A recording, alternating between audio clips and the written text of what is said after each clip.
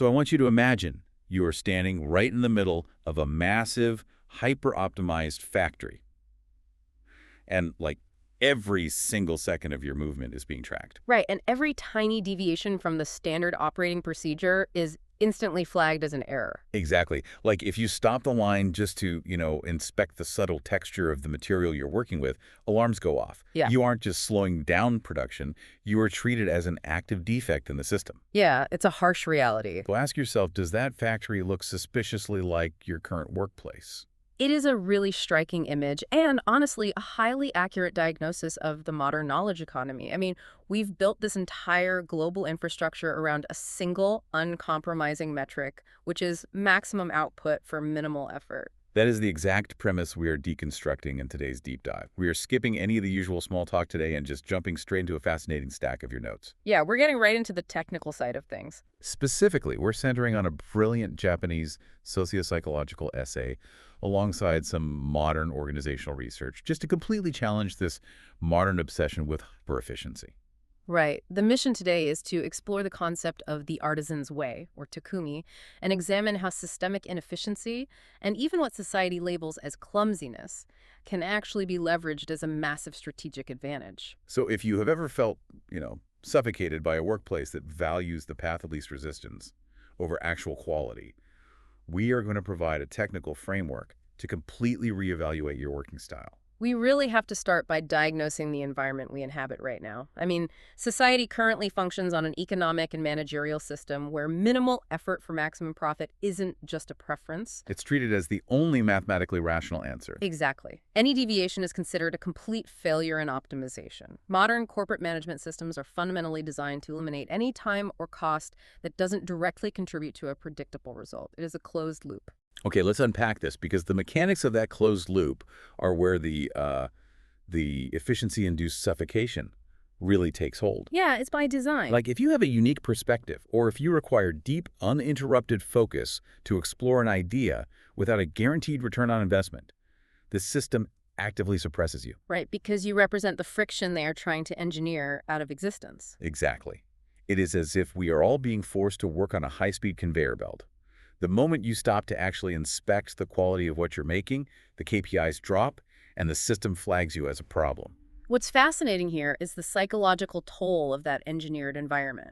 We really have to differentiate between mere output and actual emotional resonance in our work. Which are two completely different things, right? Completely different. True human satisfaction is intrinsically linked to the tactile, unautomatable process of creation. And management systems inherently try to destroy that process by standardizing it. So they basically take away the very thing that makes the work satisfying. Right, let's look at the psychology behind this. It is something akin to the IKEA effect. Oh, like when you build the furniture yourself. Yeah, exactly. When we build something, the friction of figuring it out, like the trial and error, it actually invests us neurologically in the outcome. Overcoming micro-challenges releases dopamine. So when management hands you the most efficient, shortest route to a goal, they're actually robbing you of the tactile engagement that makes the achievement meaningful in the first place. Precisely. When you skip the trial and error phase, you bypass the very mechanism that builds cognitive and emotional engagement. Wow, so even if you achieve the goal perfectly, skipping the process just leaves this profound sense of emptiness. Yes. The organization saves time, sure, but it hollows out the worker. The daily reality of crushing your own curiosity just to meet an arbitrary metric of efficiency, it slowly erodes your psychological well-being. Because you are constantly overriding your internal sense of Aesthetics, exactly. You are ignoring your own standards to meet theirs. It's like using a cheat code to beat a complex video game in 5 minutes, You saw the end screen, but you didn't actually play the game. That is a great analogy. The metric of success was met, but the neurological reward is zero. Which brings us to the alternative. If the conveyor belt strips us of meaning, what happens when we deliberately, consciously step off of it? Well, we have to look for a completely different operational model, which brings us to the framework of the artisan, the takumi. And these artisans, to the modern, hyper-optimized observer, they look completely irrational. They appear almost financially reckless to a modern manager. An artisan will spend an absurd amount of time on details that the end consumer will likely never even see. Like a woodworker adjusting their micro techniques based on the daily humidity in the workshop. Right, or scrapping days of work over a single millimeter of misalignment on a joint that sits entirely inside the frame of a cabinet. We should clarify, this isn't because they lack technology or because they are stubborn Luddites refusing to use CNC machines. Not at all. It is a highly deliberate abandonment of efficiency to reach a realm of ultimate beauty that actually transcends standard operational logic. Ultimate beauty, that's a strong phrase. It is. But to achieve a product that evokes a profound, logic-defying emotional response in the user, vast detours and immense, seemingly wasted labor are structural prerequisites. They are not mistakes in the process. Exactly. You cannot mass produce an aura of mastery on a standardized timeline. The emotional weight of an object, whether it's physical furniture or a piece of software, is forged in the very friction and inefficiency of its creation. So a consumer might not consciously know why a beautifully crafted object feels different, Mhm. but they are subliminally registering the thousands of micro-decisions and the intense care embedded in it. Exactly. They feel the weight of that inefficiency. Here's where it gets really interesting, though. I have to push back a bit because, in theory, this sounds beautifully romantic. But how does an artisan actually survive? It's a very fair question. Like, if their methods are so fundamentally opposed to the market's demand for speed, cost-cutting, and predictability, aren't they just guaranteeing their own financial ruin? It seems that way on the surface. Right, like if you spend 6 months on a cabinet that a big box store can print in 6 minutes, aren't you ensuring your own complete isolation from society? That is the pivotal question. Choosing this path almost always forces the artisan into a deeply lonely battle against prevailing societal values. So it is isolated. Highly isolating. There is an agonizing gap between what the mass market says it wants, which is fast and cheap, and what the artisan is driven to deliver. But isn't that a death sentence for a business? You'd think so, but this is the core strategic insight of the Takumi framework. That immense gap, that tension, is exactly where true generational value is forged. So the isolation isn't a bug, it's a feature of the process. It acts as a filter. It acts as a crucible. Because they aren't relying on the mass market's immediate validation, they have to rely on a completely different measurement system to sustain them through that highly inefficient, meticulous process. Right, they cannot operate on KPIs. Exactly. They operate on what the research calls the internal absolute standard. Let's contrast this for a second. The efficiency-focused worker on the conveyor belt relies entirely on external metrics. Right, they are seeking praise from a boss, they are trying to avoid a negative performance review. Or just trying to hit a quarterly target. Their entire reality is dictated by the outside world. But the artisan operates on a solitary dialogue focused purely on self-conviction. It is completely detached from whatever the current industry trend happens to be. That shift in metrics necessitates a radical philosophical shift in how they view their output and, honestly, their economic viability. This brings us to the philosophy of high cost, high quality. In Japanese, it's takakaru yokar. High cost, high quality. Yeah. Instead of trying to compete in the race to the bottom for cheap mass production, the artisan commits to offering a product with such overwhelming presence, such absolute purity that the right audience will eventually seek it out. Right, regardless of the high price or the wait time. So you are essentially creating a monopoly of one, because your level of quality cannot be replicated by a scaled system. Exactly. So what does this all mean for you, the listener? Yeah. I mean, it is easy to picture this if we were talking about a Japanese swordsmith or a bespoke furniture maker. Right, the classic examples we always go to. But how do you apply high cost, high quality if you aren't working with your hands? Like, what if you were just writing lines of code or drafting a complex legal contract or designing a user interface? How does a knowledge worker operate on an internal absolute standard? If we connect this to the bigger picture, we really have to abstract the concept of craft.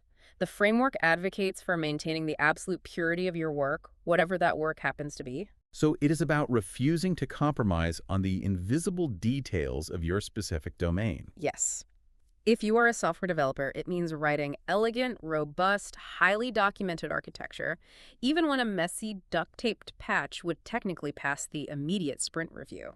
Even though the short-term market, like your project manager, might actually punish the slower approach. Right, but the long-term market heavily rewards it because your foundation doesn't collapse under scale. So you're trusting that deep, uncompromising quality eventually creates its own demand. Mm. You become undeniable because your output possesses a structural integrity that optimized corner-cutting work simply cannot replicate. Exactly. It is about having the conviction to say, well, I am not going to lower my internal standard just because the external system doesn't have a spreadsheet cell to measure it yet. That conviction is your economic mode. Uh, But the framework takes a very pragmatic turn here, doesn't it? Artisans do not survive on ideals alone. no, they really don't. They can't just float in a cloud of artistic purity while ignoring the real world. Right. To protect this slow, deep work, they must actually master a very specific, ruthless type of efficiency themselves. This is the paradox that makes this whole system viable. The artisan doesn't blindly hate the concept of efficiency. They aren't anti-efficiency across the board. Instead, they weaponize efficiency as a shield to protect their art.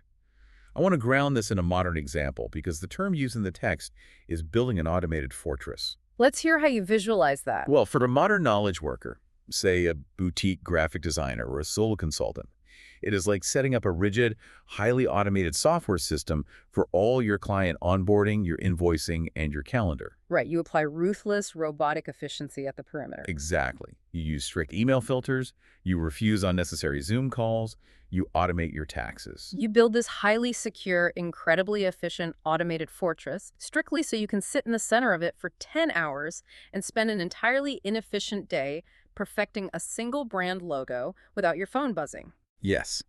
You are incredibly rational about cutting out anything that drains your energy so you can afford to be gloriously inefficient at the core. That is a perfect translation of the concept. The historical artisan might have optimized how they sharpened their tools or organized their workshop so that when the carving began, there was zero friction. And today, you apply ruthless efficiency to the periphery to eliminate meaningless meetings, shallow networking, and workplace politics. You don't waste a single ounce of energy on performing the look of being busy. Which is huge.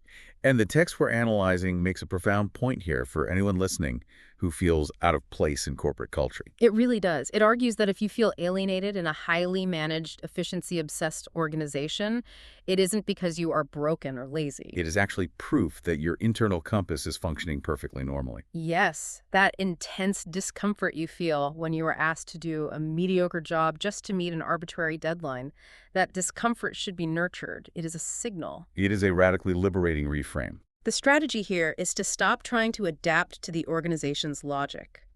True wisdom is knowing when to swiftly retreat from soul-crushing norms. It is the ability to fiercely protect your core aesthetic. You stop fighting the system on its terms, trying to prove you are the most efficient worker on the conveyor belt, and instead you build that automated fortress around your own deep work. Which brings us to the final, and I have to admit, the most challenging concept for me to wrap my head around, the redefinition of what it means to be clumsy. Ah, yes. The Japanese term used is fukyu. Right, which translates to clumsy, awkward, or lacking in dexterity. And I'm looking at this concept and I'm just stuck. Why is that? Well, in my world, in the modern corporate environment, if you're clumsy, you're fired. You're a liability. How is the author possibly framing this as an advantage? It requires looking at innovation from a macro perspective. The framework creates a dichotomy between the clever and the clumsy. Okay, break that down for me. Clever people are highly adept at navigating existing rules. They can read the room, figure out the fastest way to the existing answer, maneuver through corporate bureaucracy, and optimize their path. But because they are so reliant on the existing paved roads, they are inherently bad at creating entirely new paradigms. They only know how to play the game that is already set up. Exactly. So cleverness is just the mastery of the status quo. Right. But the clumsy people, the fukyu, they literally cannot ride those paved roads. They don't fit in the sleek machinery of the conveyor belt, either because they are too obsessed with detail or because they refuse to compromise their internal standards. Therefore, they are forced to hack their own path through the wilderness. The Japanese concept for this is forging a beast path, or kemonomichi. A beast path. Yeah, it refers to a rough, unpaved trail made by wild animals constantly treading over the same difficult terrain until it becomes a viable route. I see. So because they can't survive in the hyper-optimized factory, they are forced into the wilderness to build something entirely new. And forging that beast path is where category-defining innovation actually happens. But it is filled with agonizing friction, isn't it? Yeah. The artisan is constantly caught in the gap between their absolute ideal and their current reality. But it is precisely this struggle, this massive investment of seemingly wasted time and emotional energy, that acts as a built-in defense mechanism against mediocrity. The friction gives their final work its unique signature. Right, a deep shadow and a gravity that a clever, optimized worker could never simulate. I have to play devil's advocate again, though, because forging a beast path sounds incredibly painful. It's not easy, no. So is the ultimate takeaway here really just to embrace the suffering? Are we just telling the listener that to do good work, they have to be miserable and lonely, hacking through a metaphorical jungle? This raises an important question, and it's vital to clarify that the suffering is not the goal. The framework isn't glorifying pain for the sake of pain. Okay, so what is the purpose of it then?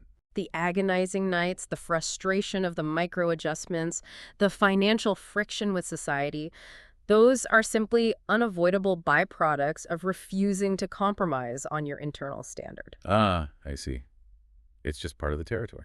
The core economic and psychological truth here is about the relationship between creation and consumption. Fast results equal fast consumption.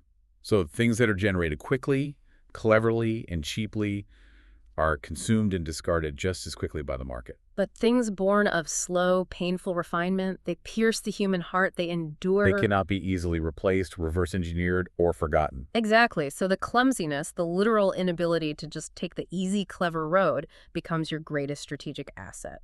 Because you are forced to spend the time required to build something heavy enough to last.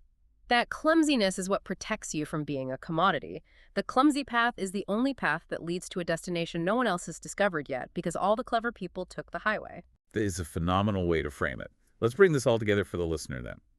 What we've uncovered in this deep dive is a total inversion of how we are traditionally taught to value our time, our effort, and our output. It really flips the whole script on efficiency. It does. The core thesis is this: inefficiency, deep obsession with unseen details, and even structural clumsiness in the face of corporate norms are not defects. They are the absolute prerequisites for deep, enduring work. By shifting your metrics away from external validation and developing an absolute internal standard, you free yourself from the conveyor belt. And by combining that internal standard with a ruthless elimination of trivial distractions, building that automated fortress at your perimeter, you can forge your own beast path. You stop being a defective cog in someone else's machine. And you become the undeniable master of your own craft. It is a powerful reclamation of human agency, especially when we look at the trajectory of our modern world. Which is automating faster than ever. Right. We are rapidly entering an era where artificial intelligence will instantly and flawlessly automate virtually all of the clever, efficient, predictable, mass-produced tasks in society. The conveyor belt is about to run entirely without it. That's a sobering thought. In that near future, the fast and cheap will be infinite, which means our distinctly human inefficiency, our stubborn, clumsy willingness to take the long, emotionally agonizing path to create something of true, unautomatable depth, well, that might actually become our most irreplaceable economic asset.